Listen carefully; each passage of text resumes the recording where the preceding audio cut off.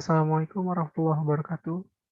Saya Rais bersama Ridwan, Billy, dan Revi dari kelompok 11 ingin mempresentasikan mengenai RPJMD yang sudah kami analisis dan kami buat. Untuk Mas Brian, mohon izin tidak hadir karena ada suatu urusan lain. Next.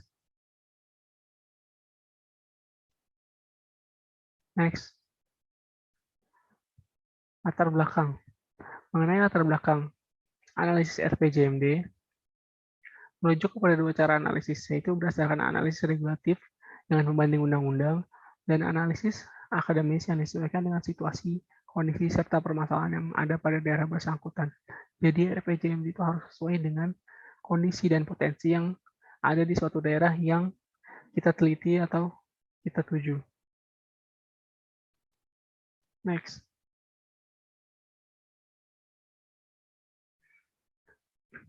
Setiap daerah tentu saja memiliki potensi dan masalah tersendiri.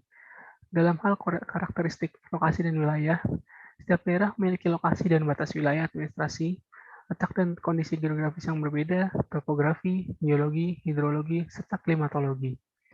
Selain itu, lahan yang ada di setiap daerah tentu saja memiliki tujuan dan fungsi yang berbeda, seperti kawasan lindung atau kawasan budidaya.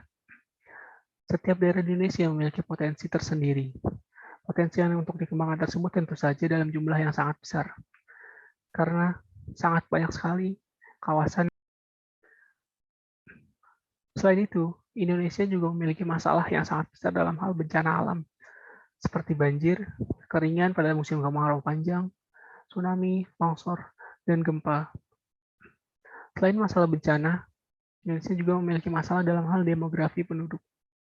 Jumlah usia produktif Indonesia saat ini memang sangat potensial, tetapi belum cukup untuk mengangkat atau membawa Indonesia menjadi lebih baik. Selain itu, kedatangan penduduk Indonesia yang hanya terfokus di Pulau Jawa menjadi masalah tersendiri. Dan tingkat pendidikan masyarakat Indonesia masih di bawah rata-rata dan sangat jauh jika dibandingkan dengan negara-negara maju. Aspek kesejahteraan masyarakat meliputi hal-hal sebagai berikut, yaitu fokus kesejahteraan dan pemerataan ekonomi, fokus kesejahteraan sosial, fokus seni budaya dan olahraga, dan fokus layanan urusan wajib.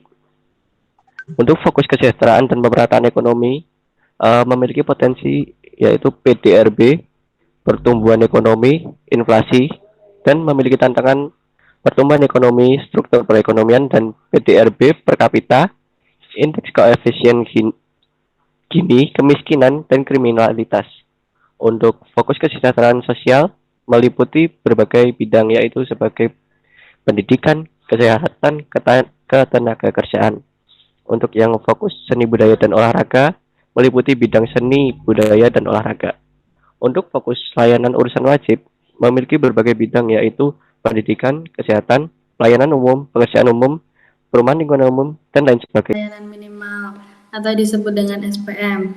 Nah, yang kedua, Master Plan Percepatan dan Perluasan Pembangunan Ekonomi Indonesia atau disebut dengan MP3I untuk kesejahteraan masyarakat. Yang selanjutnya ada daya saing daerah dan terus ada analisis Permendagri nomor 54 tahun 2010.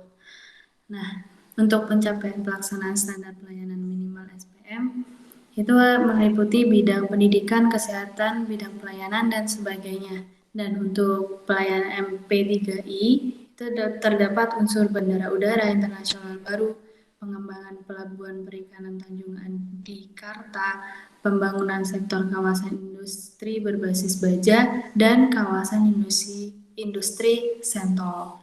Dan untuk daya saing daerah ada dalam bidang kemampuan ekonomi daerah, fasilitas wilayah atau infrastruktur, iklim berinvestasi, sumber daya manusia. Dan untuk analisis Permendagri nomor 54 tahun 2010 itu berdasarkan Permendagri nomor 54 tahun 2010 tentang pelaksanaan peraturan pemerintah nomor 8 tahun 2008 tentang tahapan dan lain-lainnya.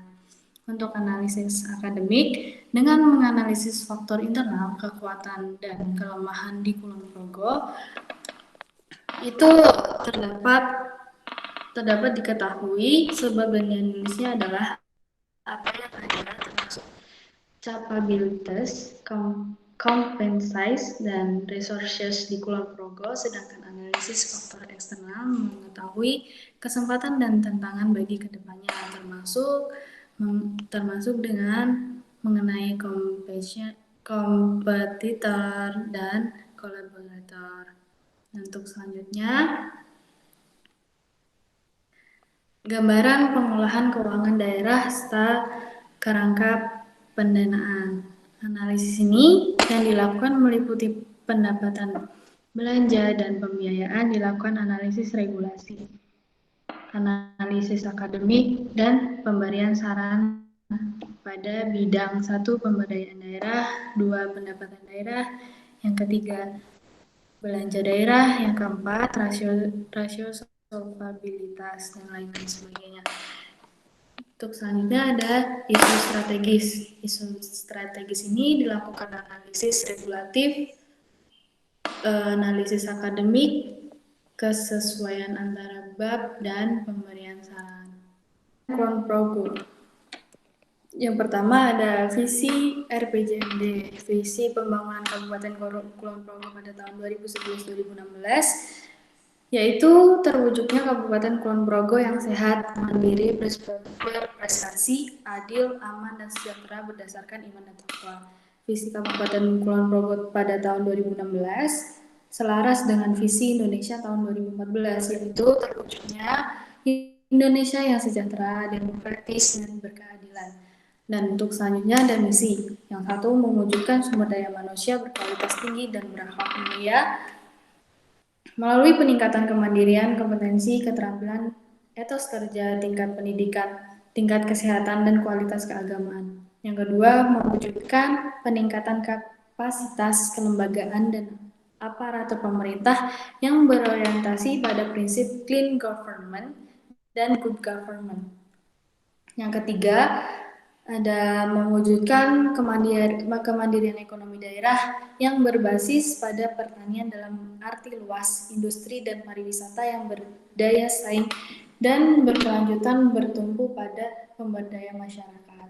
Yang keempat, misinya adalah meningkatkan pelayanan infrastruktur wilayah. Yang kelima, mewujudkan pengelolaan sumber daya alam dan lingkungan secara optimal dan berkelanjutan. Dan yang terakhir, mewujudkan ketentraman dan ketertiban melalui kapasitas perlindungan dan penegak hukum. Aspeknya dan gambaran tentang keuangan daerah, terus visi dan misinya. Selanjutnya ada tujuan dari RPJMD Kulon Progo. Nah, tujuannya yang pertama yaitu terwujudnya sumber daya manusia yang berkualitas. Yang kedua, terwujudnya iklim yang kondusif. Yang ketiga, terwujudnya pengembangan dan nilai-nilai pelestarian budaya. Dan seterusnya. Next, ada sasaran dari RPJMD Kulon Progo. Nah, sasarannya yaitu yang pertama, meningkatnya derajat pendidikan masyarakat. Yang kedua, meningkatnya derajat kesehatan masyarakat. Yang ketiga, meningkatnya keberadaan masyarakat. Dan seterusnya. Nah, selanjutnya ada strategi dan arah kebijakan. Oke, selanjutnya ada strategi dan arah kebijakan. Nah, di setiap daerah pasti mempunyai strategi dan arah kebijakan untuk mencapai tujuan RPJMD-nya. Nah, di Kabupaten Kulon Progo, strategi yang digunakan bertujuan untuk terlaksananya program pembangunan atau misi sebagai upaya operasional pada tercapai visi pembangunan atau arah kebijakan Kabupaten Kulon Progo. Mereka memakai dua analisis, yaitu secara regulatif atau sesuai Undang-Undang Dalam Negeri Nomor 54 Tahun 2010. Yang kedua, akademik. Bisa dikatakan bahwa Kulon Progo sangat mengutamakan kesejahteraan rakyat dengan memajukan teknologi, lingkungan, pendidikan, dan unsur semangat kearifan lokal. Next, sampai tujuan-tujuan tersebut, Pemda Kulon Progo memiliki beberapa kebijakan umum dan program pembangunan daerah. Seperti yang pertama, mewujudkan sumber daya manusia berkualitas tinggi dan berakhlak mulia. Yang kedua, mewujudkan peningkatan kapasitas kelembagaan dan aparatur pemerintahan yang berorientasi pada prinsip-prinsip clean government dan good governance. Yang ketiga, mewujudkan kemandirian ekonomi daerah yang berbasis pada pertanian dalam arti luas, industri dan pariwisata yang berdaya saing dan berkelanjutan bertumbuh pada pemberdayaan masyarakat. Yang keempat, meningkatkan pelayanan infrastruktur wilayah. Yang kelima, mewujudkan pengelolaan sumber daya alam dan lingkungan secara optimal dan berkelanjutan. Yang keenam, mewujudkan ketentraman dan ketertiban melalui kepastian, perlindungan, dan penegakan hukum. Dan dari situ, Pemda Kulon Progo memiliki beberapa indikator kerja.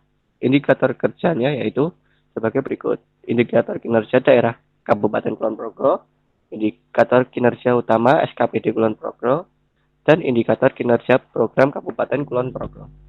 Next, pelaksanaan RPJMD Kabupaten Kulon Progo. Pemda Kulon Progo memiliki beberapa pedoman dan kaidah pelaksanaan.